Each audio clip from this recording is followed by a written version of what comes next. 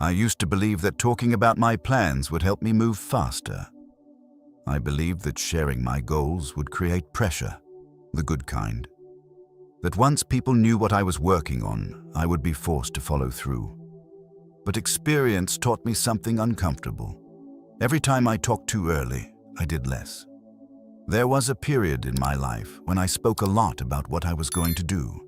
I told friends, I told family. I talked about ideas, goals, projects, changes I was planning to make. And every time I spoke about them, I felt lighter, relieved, almost proud, as if I had already moved forward. But nothing had actually happened. What I didn't realize back then was this.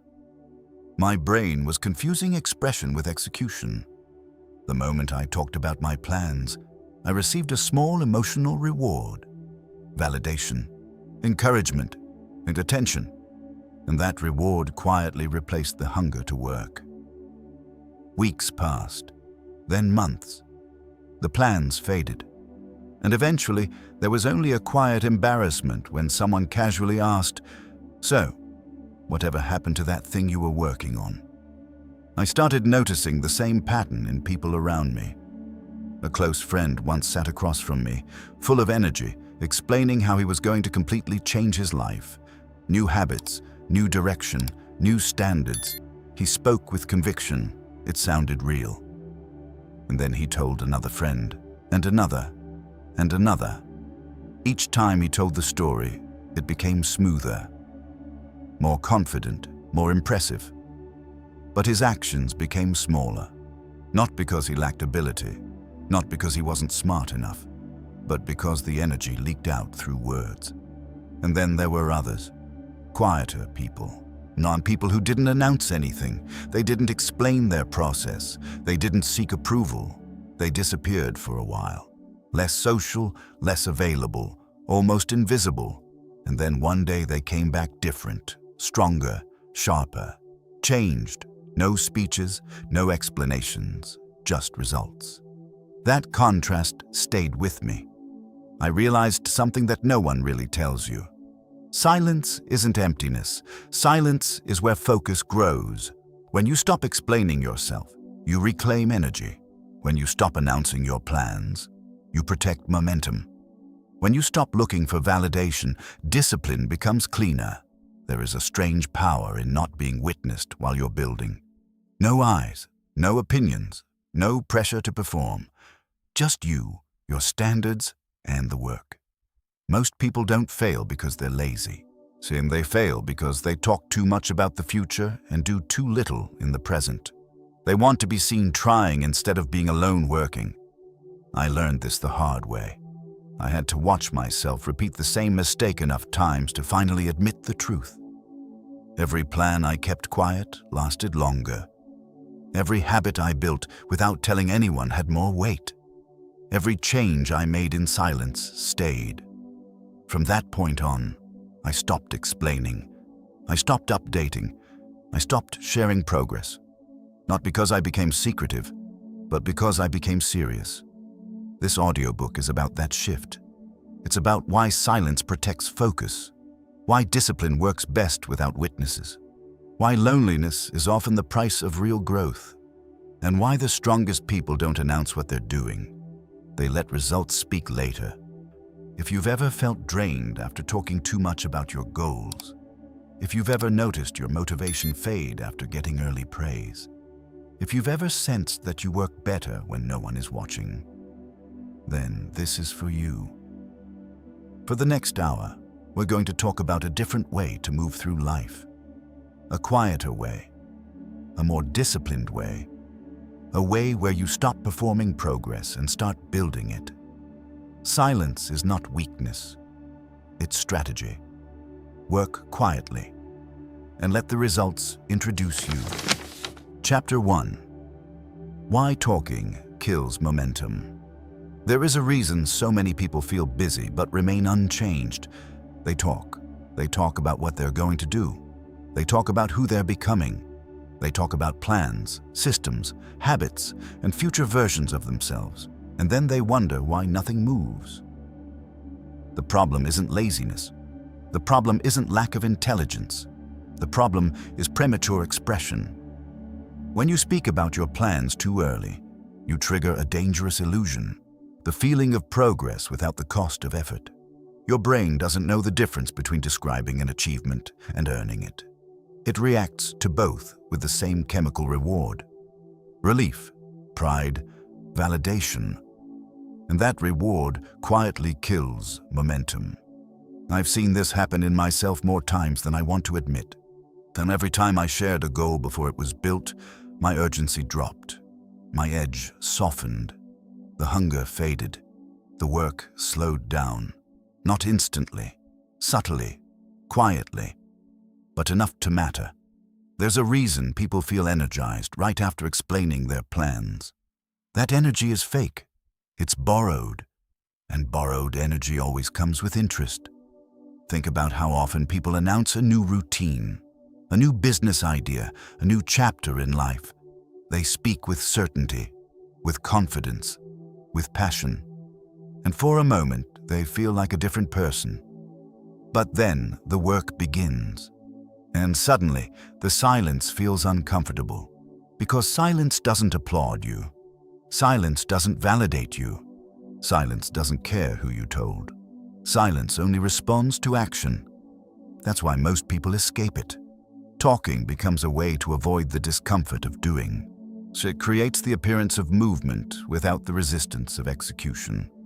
It allows people to feel productive without being disciplined. But real momentum doesn't come from excitement. It comes from consistency under boredom. One of the most important lessons I learned was this: the plans I protected stayed alive. The plans I shared too early died slowly. Not because anyone sabotaged them, but because I did. By leaking energy. Words drain pressure. Pressure is fuel.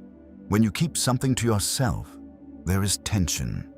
That tension pushes you to act. When you release it through talking, the pressure disappears. And without pressure, there is no urgency. Without urgency, there is no momentum. This is why serious builders often go quiet. Not because they are mysterious, not because they are arrogant, but because they understand the cost of noise. I once watched two people take completely different paths. One constantly talked about improving his life. He posted about it, he discussed it, he asked for opinions, he explained his vision in detail. Everyone knew what he was working on. The other said almost nothing. Months later, the difference was impossible to ignore. One was still explaining, the other didn't need to. Momentum doesn't like attention. It prefers privacy. It grows when it's not interrupted by commentary, doubt, or praise. When you talk too much, you invite opinions. Opinions create hesitation. Hesitation breaks rhythm, and once rhythm is broken, discipline has to fight harder to restart. That's why silence is not passive. It's protective. It shields your focus from external interference. It keeps your energy contained, as it forces you to rely on action instead of approval. Most people don't realize how addictive it is to be seen trying. There is comfort in being acknowledged for intention, but intention is cheap. The world doesn't reward intention, it rewards output, and output requires repetition. Repetition requires boredom.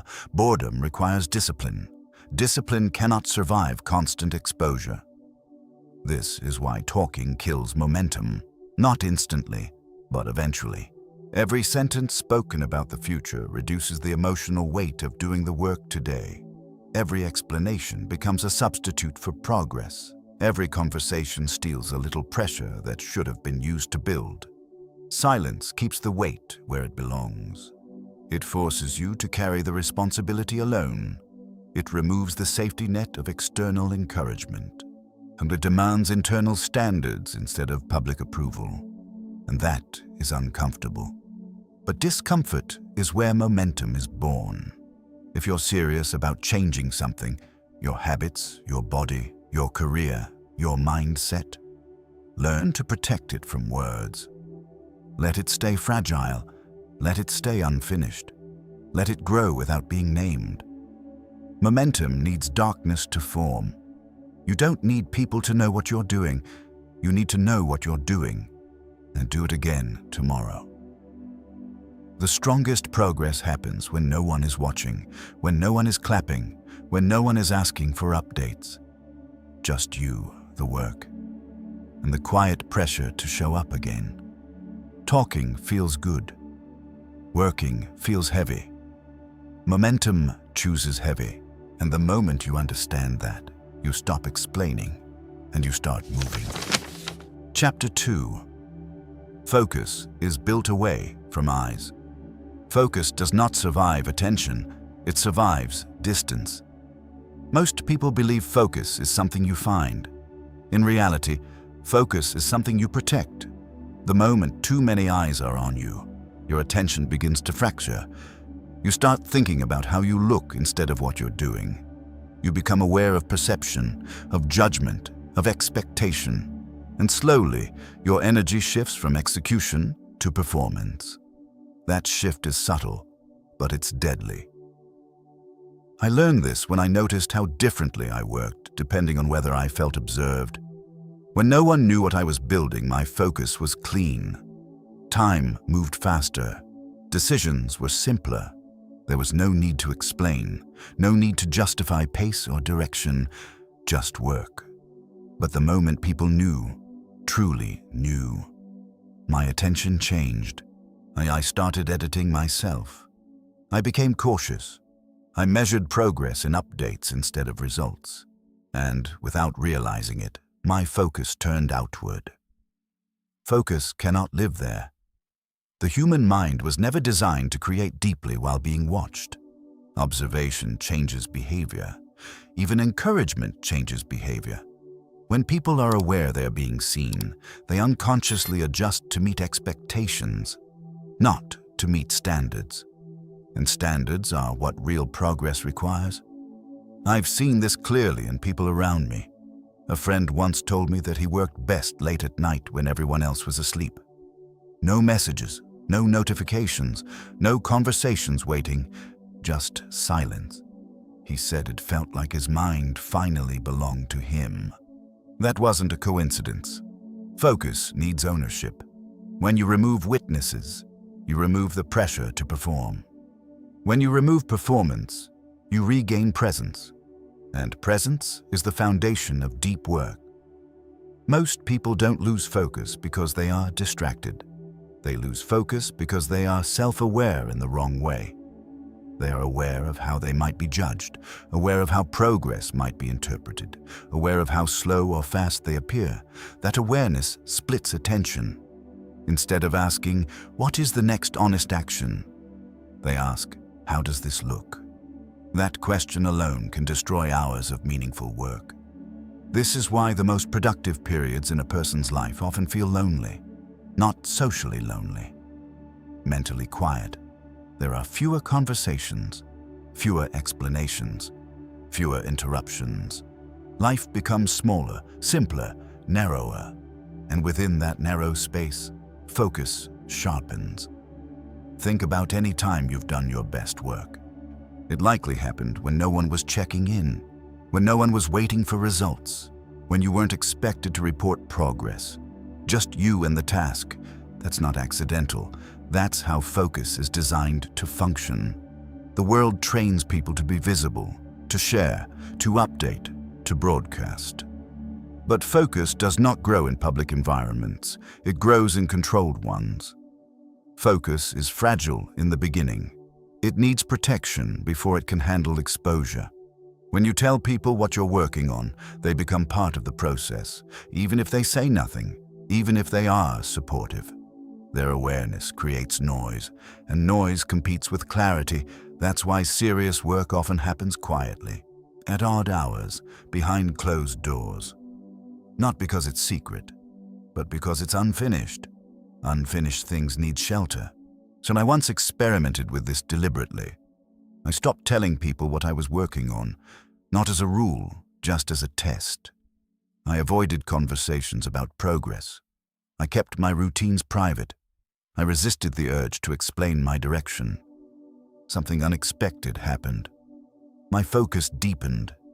Tasks that used to feel heavy became lighter. Decisions became faster. I stopped second-guessing myself. There was no audience to satisfy, no image to maintain, just a standard to meet. That's when I understood something important. Focus is not about discipline first, it's about environment. You don't fight distraction with willpower. You remove the conditions that create it, and one of the strongest distractions is being watched. When people know what you're doing, they unintentionally pull you into explanation mode. Explanation leads to justification. Justification leads to doubt. Doubt leads to hesitation. Hesitation is the enemy of focus. This is why people who work in silence often move faster. They don't pause to translate effort into language. They don't break rhythm to give updates. They stay inside the work long enough for momentum to carry them. Focus is cumulative. It builds layer by layer. But each interruption, even a mental one, resets the process. That's why guarding your focus sometimes means guarding your privacy. You don't owe anyone access to your process. You don't need permission to work quietly. You don't need validation to stay committed. Focus is not loud, it is narrow, and it is deliberate. If you want deeper focus, reduce exposure, reduce explanations, reduce the number of people who know what you're building. Not forever, just long enough for it to become real. Because once something is strong, it can handle being seen. But while it's forming, it needs distance. Focus is built away from eyes, and the less you are watched, the more power you have to see clearly, act decisively, and move forward without friction. Silence doesn't distract you from focus. It creates it. Chapter 3. Validation is the enemy of growth. Most people don't realize when they stop working for results and start working for approval. It doesn't happen all at once. It happens quietly. At first, validation feels harmless. Encouragement feels supportive. Someone noticing your effort feels motivating. But slowly, almost invisibly, the direction of your energy changes. You stop asking, "Am I doing the work?" and start asking, "Do they see me doing the work?" That shift is where growth begins to slow. Validation is addictive because it feels like progress without resistance. When someone praises your intention, your discipline relaxes. When someone acknowledges your effort, your urgency drops. The work hasn't changed, but your relationship to it has. I've watched people lose momentum not because they failed, but because they were applauded too early. They shared a new habit online. They talked about a goal at dinner. They received encouragement, likes, respect, and then they struggled to continue. Why? Because validation satisfies the emotional need that effort was supposed to fulfill. Real growth is fueled by tension. Validation releases tension, and once tension is gone, growth has nothing to feed on. I've felt this myself. There were times when I told someone what I was trying to change, and the moment they said, "That's impressive," something inside me softened. The edge dulled, the hunger faded, not consciously, but enough to matter. That's the danger of validation. It doesn't stop you. It slows you just enough to keep you average. People often think discipline fails because it's too hard. In reality, discipline often fails because it becomes unnecessary. The emotional reward arrives early, so the effort no longer feels urgent. This is why many people are excellent at starting and terrible at finishing. They announce beginnings, they receive recognition, and then they lose the internal reason to continue. Growth doesn't need witnesses, it needs commitment. Validation turns growth outward. It makes progress something to be displayed instead of something to be earned. And once that happens, your behavior adapts to visibility rather than truth. You start choosing actions that look productive instead of actions that actually are. You optimize for perception. You curate for That's a dangerous game. I once knew someone who constantly talked about working on himself. It became part of his identity, and people knew him as someone who was always improving, always learning, always planning the next step. Years passed.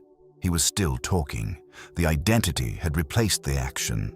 He didn't need results anymore because the label gave him the social reward he wanted. Growth had become a performance, not a process. On the other hand, the people who changed the most rarely talked about it. Not because they were disciplined by nature, but because they didn't allow validation to interfere with the work. They didn't want applause. They wanted progress.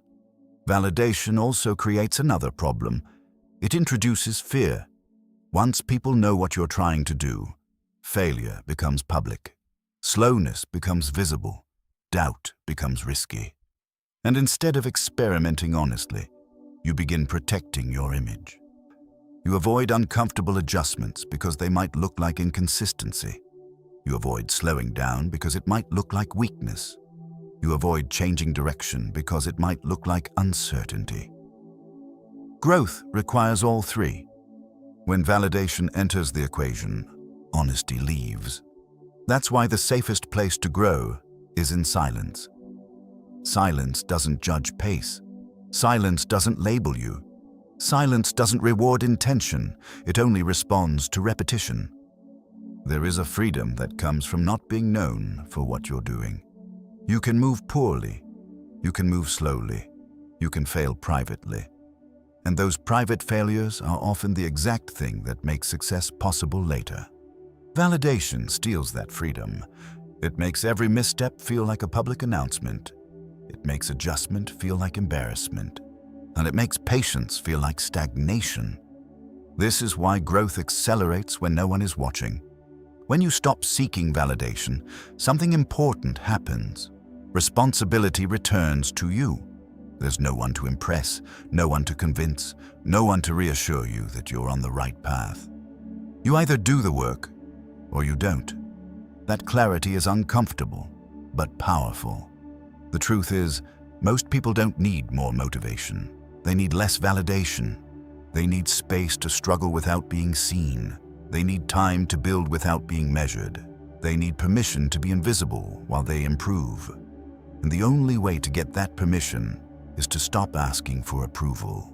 If you want real growth, let go of being recognized for trying. Let go of being praised for intention. Let go of being known for change before it has fully happened. Respect comes later. Recognition comes later. Visibility comes later. Growth happens first, in private. Validation will always be there. The world is loud. Praise is easy to find. But discipline is rare because it asks for something most people are unwilling to give up: being seen. If you can resist that urge, if you can work without applause, you gain an advantage most people never develop. You become self-directed. You become internally measured. You become dangerous in the best possible way. Because once validation stops being your fuel, nothing external can slow you down. Growth doesn't need an audience. It needs silence, tension, and time. And the moment you stop seeking approval, you finally give growth the conditions it needs to survive. Chapter 4. Build in silence. Like a weapon, there is a difference between hiding and protecting. Hiding comes from fear. Protection comes from intention. When you build in silence, you're not avoiding the world. You're preparing for it. Most people expose unfinished work too early. They show weak foundations to strong opinions. They let fragile ideas collide with loud voices. And then they wonder why their confidence collapses. Silence prevents that. Silence gives your work time to harden. I once heard someone describe preparation like sharpening a blade. You don't sharpen a blade in public. You don't announce each stroke. You work in the background, slowly, deliberately, until the edge is ready. Only then does the blade meet resistance. That metaphor stayed with me because it explains exactly how real growth works. When you build in silence, every action compounds. There's no interruption, no explanation tax, no emotional leakage, just pressure applied consistently in one direction. That pressure turns effort into force. I've seen people treat their goals like conversation pieces, something to discuss, debate, update. And I've seen others treat their goals like weapons, something you only reveal when it's already effective. The second group always moves differently. They don't rush to announce progress. They don't need reassurance. They don't adjust based on opinion. They train without witnesses. There's a kind of seriousness that develops when no one knows what you're working on. You stop negotiating with yourself. There's no external timeline to hide behind. No expectations to lean on, just a quiet agreement between you and the work. Either you show up, or nothing happens. Silence removes excuses. It also removes emotional volatility. When people know what you're doing, their reactions affect you. Encouragement lifts you temporarily. Doubt unsettles you. Criticism lingers longer than it should. When you work in silence, none of that enters the equation. Your emotional state becomes more stable, and stability is critical for long-term discipline. Discipline doesn't thrive on highs. It thrives on neutrality. The quieter the process, the steadier the execution. I noticed this clearly during a period when I deliberately stopped sharing anything I was building. No updates, no explanations, no previews. It wasn't dramatic. It was just quiet. And in that quiet, something changed. I stopped rushing. I stopped overthinking. I stopped second-guessing progress. I wasn't trying to prove anything to anyone. That freedom sharpened my focus. Silence also forces honesty. When no one is watching, you can't pretend. You can't hide behind the image of effort.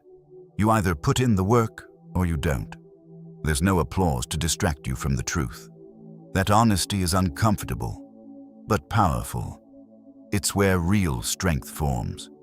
Most people want to feel strong before they act, but strength is a byproduct of repeated action under resistance. Silence provides the resistance. It removes comfort. It removes praise.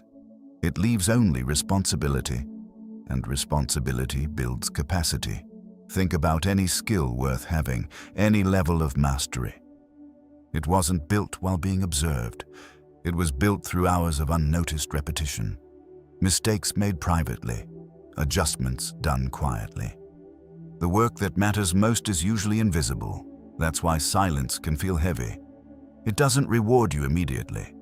It doesn't signal progress. It doesn't make you feel important. It simply demands consistency. But that demand is what sharpens you. When you finally step into public view, you don't need to explain. You don't need to justify. The work speaks clearly because it was built without noise. Silence turns preparation into precision. It keeps your energy contained. It preserves your intent. It transforms effort into something effective. You don't build in silence forever, but you build there long enough that when the time comes to be seen, you're not hoping for impact. You're delivering it. Build quietly, sharpen patiently, and when you move with certainty. Because the most dangerous work is done without announcement and revealed only when it's ready.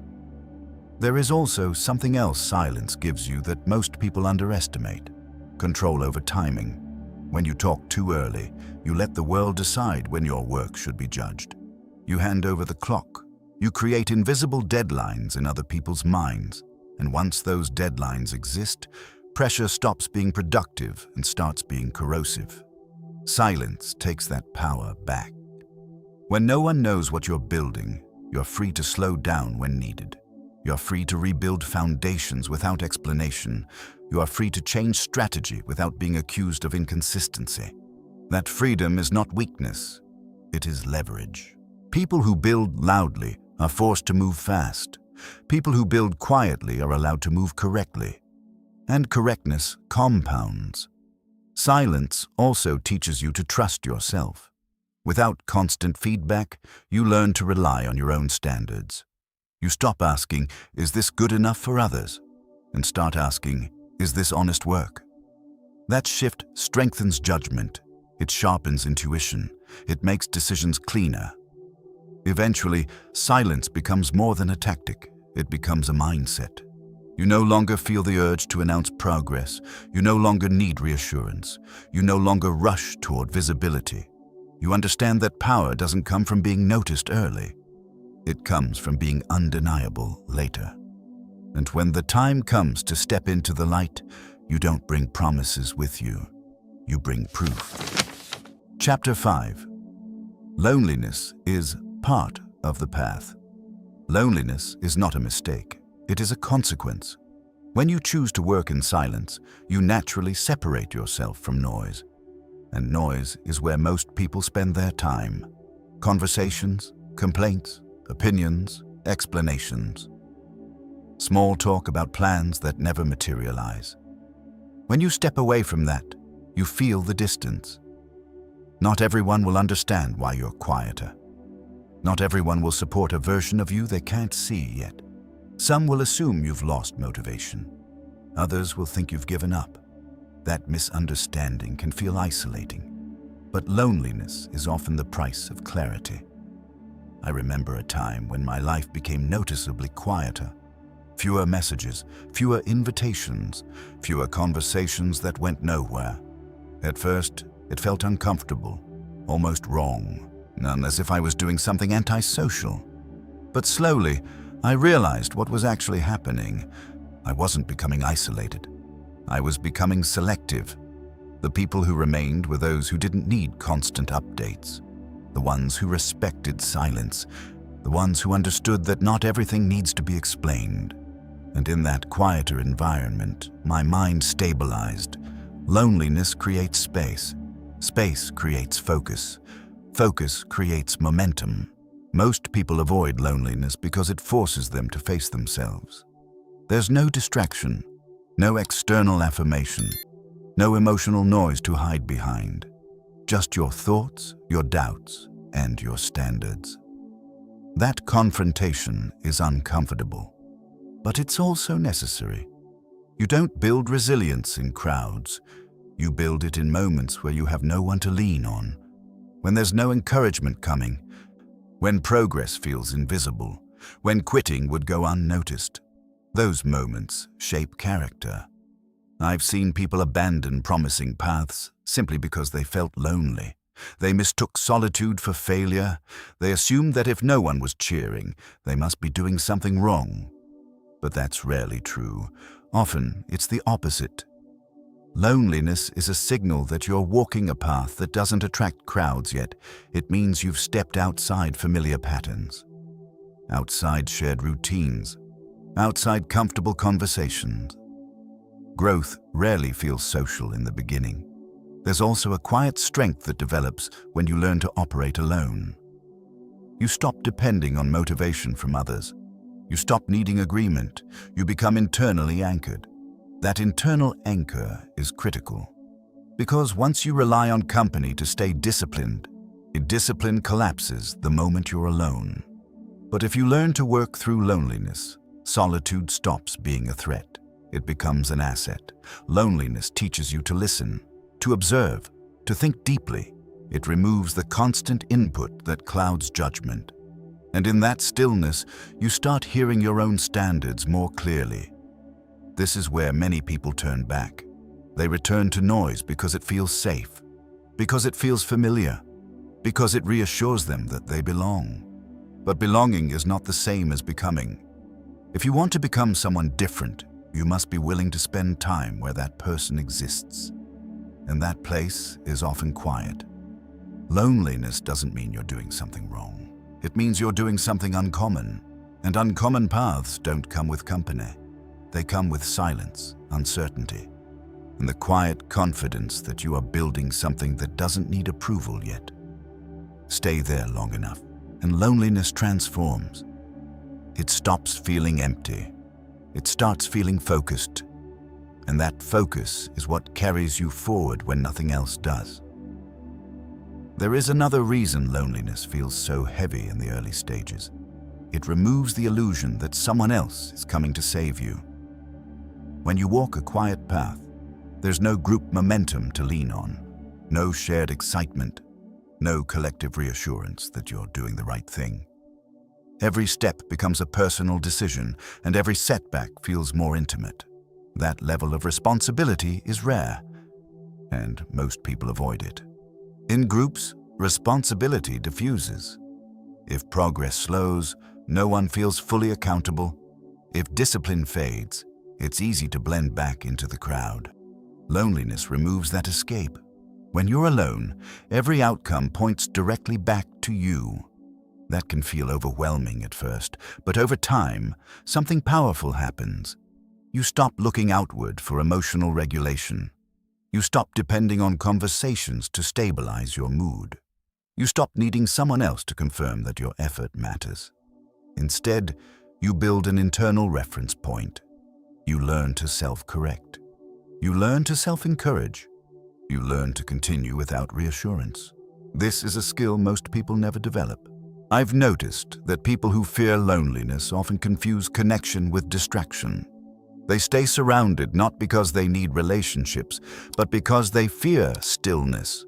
Silence forces reflection. Reflection forces honesty. And honesty demands change. Loneliness accelerates that process. It shows you which habits were supported by environment rather than intention. It exposes weak motivations. It reveals whether your discipline can survive without social reinforcement. Many can't.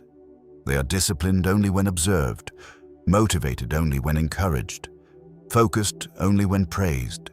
Remove the audience and the structure collapses.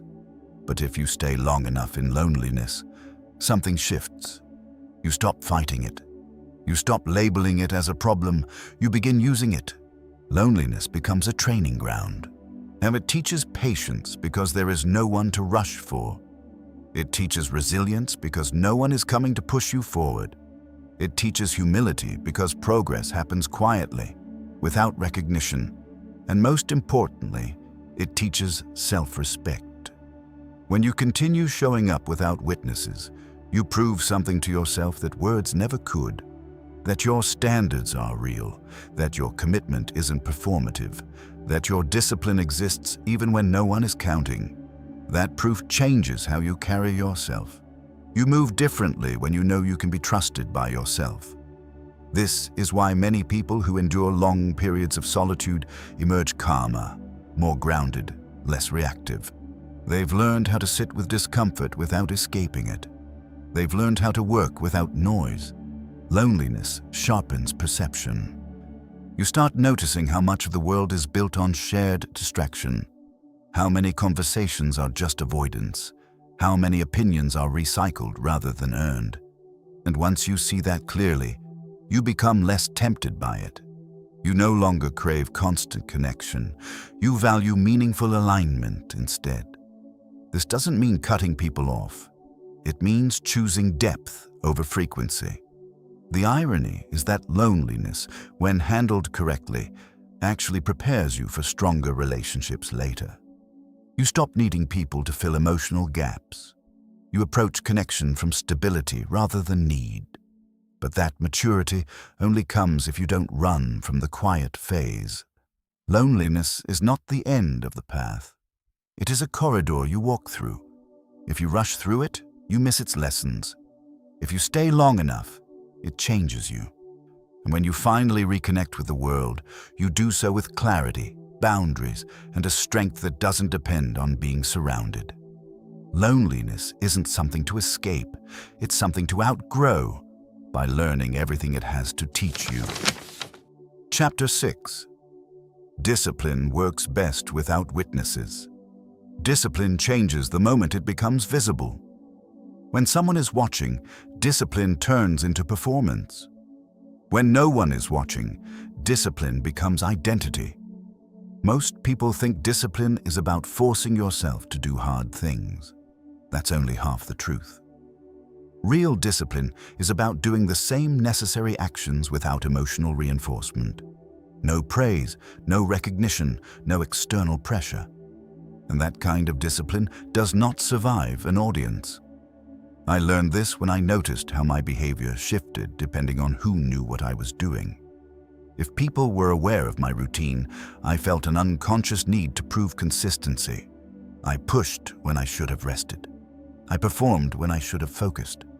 My discipline became reactive, but when no one knew, something different happened. I moved slower and stronger. I listened more carefully to my limits. I showed up because it was required, not because it was visible. That's when discipline stopped being emotional and started being reliable. Witnesses change motivation. When others are aware of your effort, discipline becomes tied to mood and perception. You feel disciplined when people notice. You feel deflated when they don't. The behavior becomes conditional. True discipline cannot be conditional. It must exist on days when motivation is absent, on days when progress feels invisible, on days when stopping would have no social consequences at all. That's why discipline built in private lasts longer. I've watched people commit to routines publicly, posting schedules, announcing streaks, sharing accountability updates. And while that can work temporarily, it often collapses once attention fades. The structure was never internal. It was borrowed. Borrowed discipline expires. Private discipline, on the other hand, doesn't depend on excitement. It doesn't require witnesses to stay intact. It's quieter, less dramatic, and far more durable. Think about the habits that have stayed with you the longest. They're likely the ones you didn't talk about much, the ones that weren't announced, the ones that became normal before they became impressive. That's not a coincidence. When discipline is unseen, it becomes automatic faster. There's no debate, no negotiation, no emotional build-up. You don't ask yourself whether you feel like doing the work. You simply do it because it's part of how your day functions. Visibility delays that process. When discipline is public, every action carries extra weight. You're not just completing a task, you're maintaining an image, and maintaining an image is exhausting. Eventually, people burn out not from the work itself, but from being watched doing the work. This is why many strong routines collapse during periods of social pressure or change. The discipline was never independent. It needed reinforcement. Real discipline doesn't. It stands alone. There's also a deeper reason discipline works best without witnesses. Honesty. When no one is watching, there's no incentive to exaggerate effort, no temptation to overcount progress, no need to appear consistent when you're not. You see your behavior clearly, without distortion. That honesty allows correction. If you skip a day, you know it. If you underperform, you feel it. If you drift, there's no story to hide behind. Discipline strengthens through feedback. Private feedback is cleaner than public feedback because it isn't filtered through ego. This is why people who train alone often develop sharper self-awareness. They learn exactly how much effort they're putting in. They stop lying to themselves, and once self-deception is removed, discipline becomes more precise. Another overlooked benefit of private discipline is emotional stability. Public commitment ties discipline to emotional swings. Praise lifts you temporarily. Silence deflates you. Criticism lingers longer than it should. Private discipline avoids all of that. There's no emotional roller coaster, no anticipation of reaction, no disappointment when recognition doesn't come, just repetition. And repetition is the foundation of mastery. And I once went through a long stretch where my work felt monotonous and unrewarded. No one knew what I was building. No one asked, no one commented. And strangely, that's when my discipline became the strongest. There was no moment of hype, no dramatic breakthrough, just quiet consistency, day after day. That period taught me something essential. Discipline is not meant to feel inspiring, it's meant to feel inevitable. When discipline becomes inevitable, it no longer requires willpower. It becomes routine, and routine, when maintained long enough, turns into advantage. This is where many people fail. They wait for discipline to feel motivating. They wait for the right mood. They wait for encouragement. And because those conditions are unstable, their discipline never solidifies. People who succeed don't wait. They act when it's boring. They act when it's inconvenient. They act when it's unseen. And that's exactly why their discipline compounds. Private discipline also builds confidence differently. Not loud confidence, not performative confidence, but quiet certainty. You trust yourself more when you know you'll do the work even if no one finds out. That trust changes how you make decisions. You stop over-promising. You stop over-explaining. You let actions accumulate quietly. That internal trust is rare and powerful. It means your identity is no longer dependent on perception. You don't need to be seen as disciplined. You are disciplined. And there's a huge difference between the two. Being seen creates pressure. Being disciplined creates freedom. When discipline works without witnesses, it stops being fragile. It stops needing protection. It becomes part of how you move through the world. And once that happens, external circumstances lose their power over you. Busy day or quiet day, you show up. Praise or silence, you show up. Momentum or resistance, you show up. Not because you feel like it, but because that's who you've become. Discipline doesn't need to be announced. It doesn't need to be admired. It doesn't need to be witnessed. It only needs to be practiced consistently, privately, and long enough to become unbreakable. That is where real strength is built. And once it's built, no audience can take it away. Chapter 7. When results speak, words become useless. There is a point where explanation becomes unnecessary.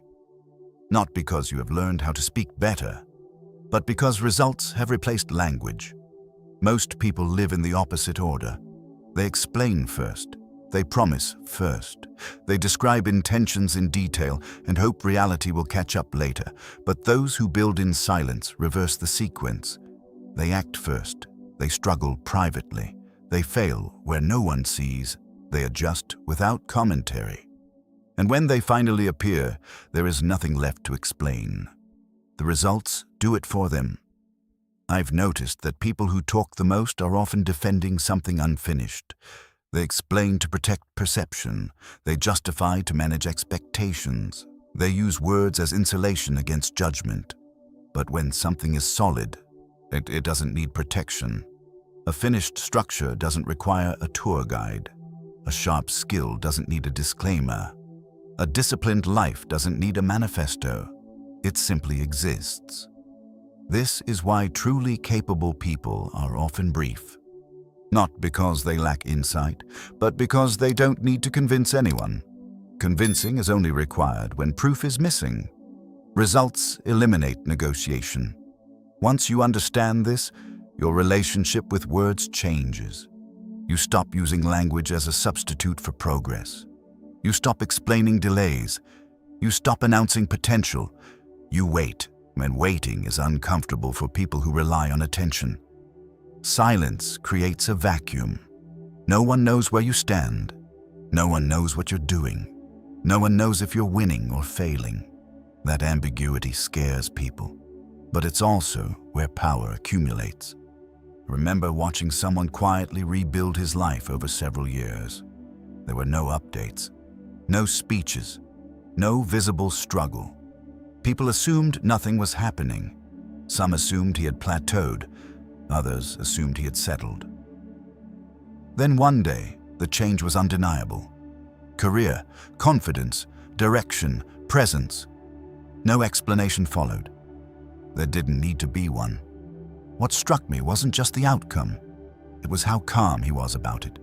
No triumph, no need to revisit the past, no urge to tell the story. He had already moved on. That's the quiet advantage of letting results speak. You don't get stuck in your own narrative. You're not emotionally attached to being recognized. You're not reliving effort through storytelling. You simply keep moving forward. Words have a way of anchoring people to earlier versions of themselves. When you talk too much about who you're becoming, you start living inside that description. You maintain the identity instead of evolving it. Results free you from that trap. They allow you to change without permission, to outgrow past explanations, to shed identities without defending the transition. When results speak, you don't owe continuity, you don't owe context, you don't owe anyone a bridge between who you were and who you are now. You just are. This is deeply threatening to a world that thrives on constant disclosure. People are used to tracking progress in real time. They want updates, they want access, they want to feel included. But inclusion dilutes transformation. True transformation is disruptive. It breaks expectations. It arrives without warning. And because of that, it commands respect. Not admiration, respect. Admiration fades quickly. Respect stays. Respect is earned when people realize you didn't need their attention to succeed, that your discipline existed without applause, that your progress didn't depend on consensus. That realization changes how people interact with you. They stop offering advice. They stop questioning your pace. They stop doubting your decisions. Not because you argued better, but because you demonstrated something undeniable. Results also bring a different kind of confidence, not the loud, performative kind, but grounded certainty. You stop feeling the need to prove intelligence. You stop correcting people. You stop engaging in debates about potential. You know what works because you've lived it, and that knowledge is quiet. There's also a relief that comes when words become useless. You're no longer burdened by managing perception. You don't have to maintain alignment between what you say and what you do. Because you stopped saying, you let action lead. Most people don't realize how much mental energy they spend maintaining narratives, explaining decisions, justifying timelines, defending priorities. When you remove that, energy returns. You become more present, more efficient, more selective. Silence creates momentum. Results create authority. And authority doesn't announce itself.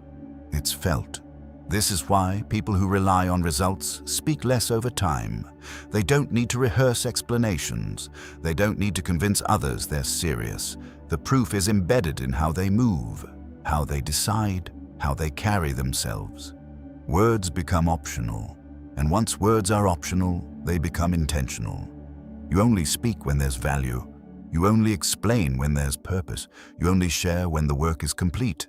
That restraint amplifies impact. When you do speak, people listen, because they've learned that your words are backed by reality, not aspiration. This is the long-term reward of silence. Not mystery, not intimidation, but credibility. Credibility that comes from doing the work without witnesses. From letting time, repetition, and consistency accumulate quietly. So if you feel the urge to explain your progress, pause. If you feel the need to announce where you're headed, wait. If you feel uncomfortable being misunderstood, stay there. Because misunderstanding is temporary. Results are not. Let people doubt while you build. Let silence stretch longer than feels comfortable. Let absence do its work. There will come a moment when nothing needs to be said, and when that moment arrives, you'll understand why the quiet path was worth it. Because when results speak, words become useless, and power finally becomes visible. Chapter 8. Win in public, stay silent. Inside. There is a final shift that happens when you've spent enough time working in silence. You stop needing the world to confirm who you are. At that point, success no longer feels loud. It feels settled. Winning in public doesn't mean celebrating publicly. It means being visible without being exposed. It means your results can be seen, but your inner process remains private. This distinction matters more than most people realize. Many people win something, a position, a level of income, a skill, a transformation, and immediately feel the urge to explain how hard it was, how much they struggled, how much they sacrificed. They want recognition not just for the outcome, but for the pain. That urge is understandable, but it's also a sign that the work hasn't fully integrated yet. When you've truly built something in silence, you don't need to relive it through storytelling. You don't need to convince anyone that it was difficult. You don't need credit for discipline. You already know, and that knowledge changes how you carry success. I've noticed that people who struggled loudly often celebrate loudly. Their wins are emotional, their relief is visible, their identity is tied to the outcome. People who struggled quietly are different. Their wins are calm, their reactions are restrained. Their sense of self doesn't spike or crash. They don't need to perform success. They inhabit it. That's what it means to stay silent inside. You let the outside world see progress, but you don't let it enter your inner space. You don't allow praise to inflate you. You don't allow criticism to destabilize you. None, your center stays untouched. This internal silence is what protects you after success, because success creates a new danger, attachment to image. Once people see you winning, expectations grow, opinions multiply, projections intensify, and if you haven't built an inner boundary, that attention can pull you back into performance mode. That's how people lose themselves after they make it. They stop working from standards and start working from reputation. They protect status instead of building capacity.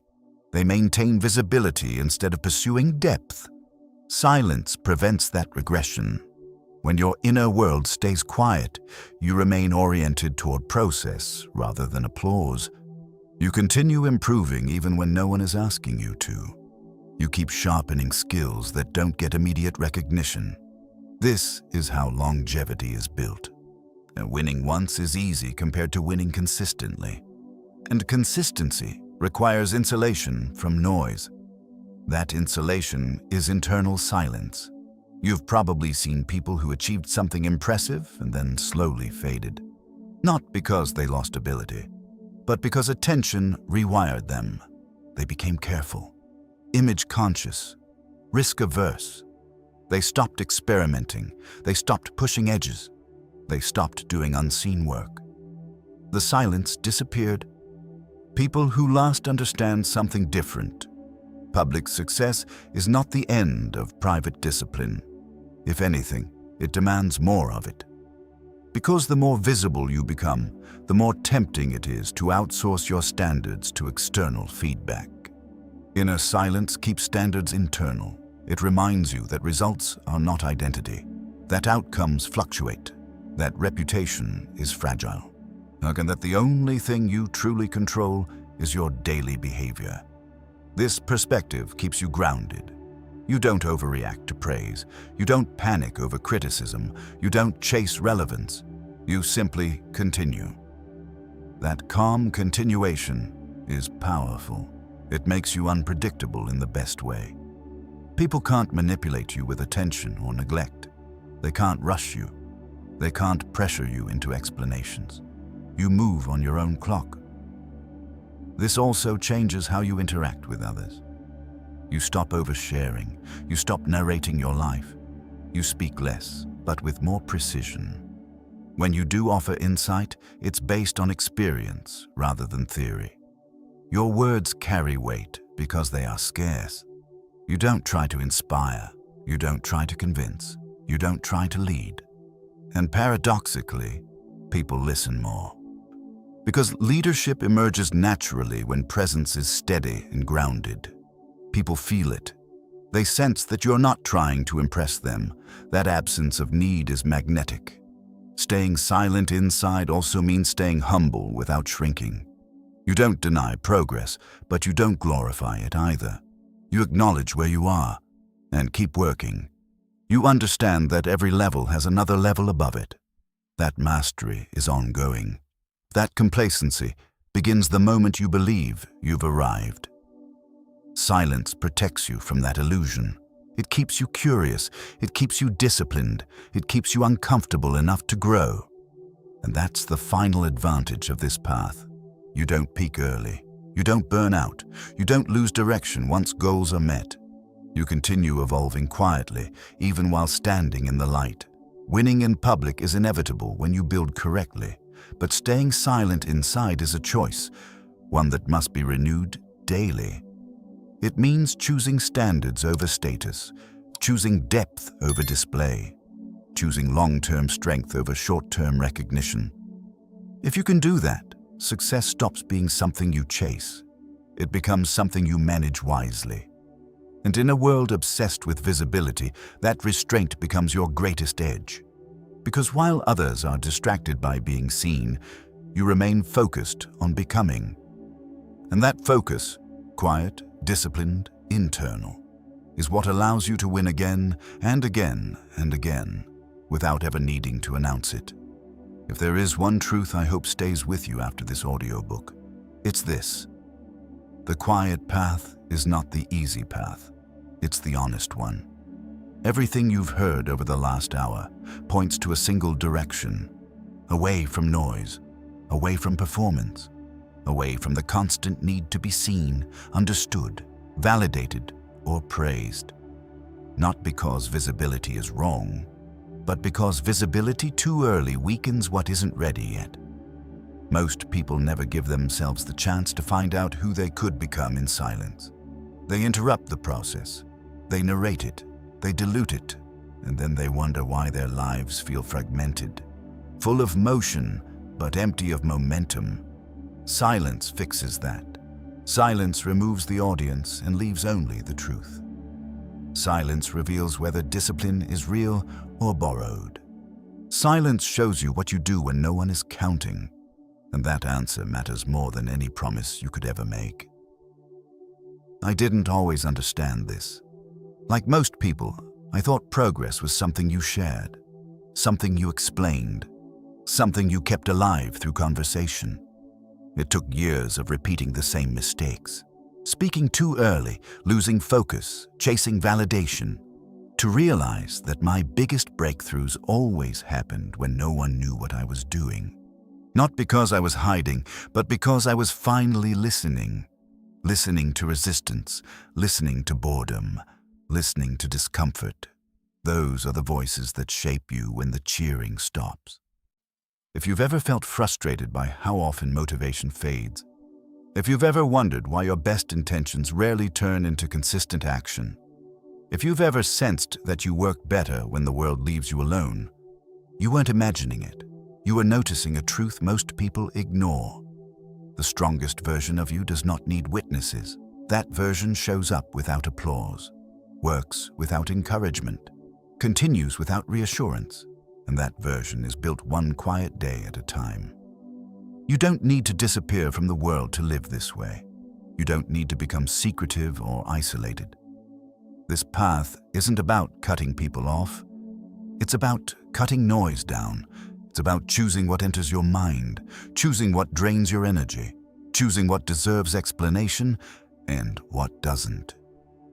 From this point forward, you don't need to announce your next move. You don't need to update anyone on your plans.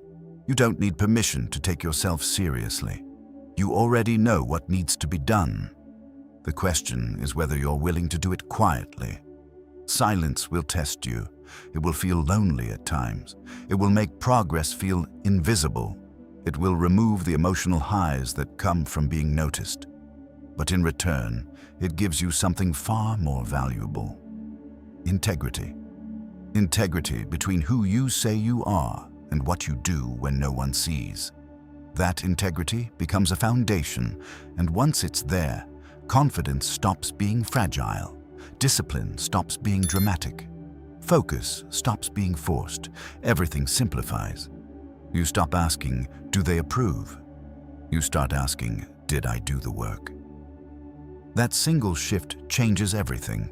Thus, I want to leave you with a challenge, not for the next year, not for the rest of your life, but for the next 72 hours. For the next 3 days, say less. Don't announce what you're working on. Don't explain your plans. Don't look for encouragement. Just act. Wake up and do one thing that moves you forward. Do it without posting. Do it without telling anyone. Do it without expecting a response. Then do it again tomorrow, and again the day after that. Notice how it feels. Notice the tension. Notice the discomfort.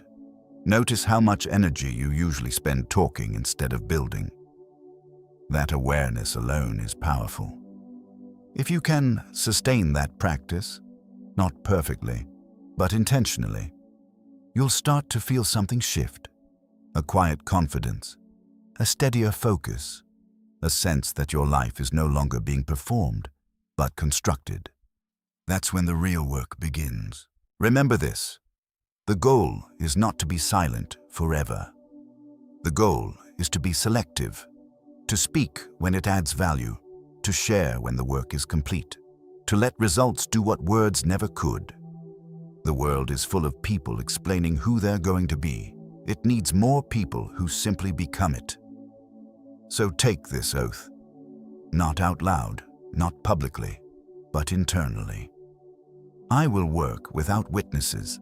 I will protect my focus. I will let silence sharpen me. I will allow results to speak when the time is right.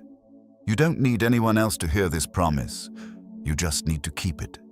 And one day, quietly, unexpectedly, the difference will be visible.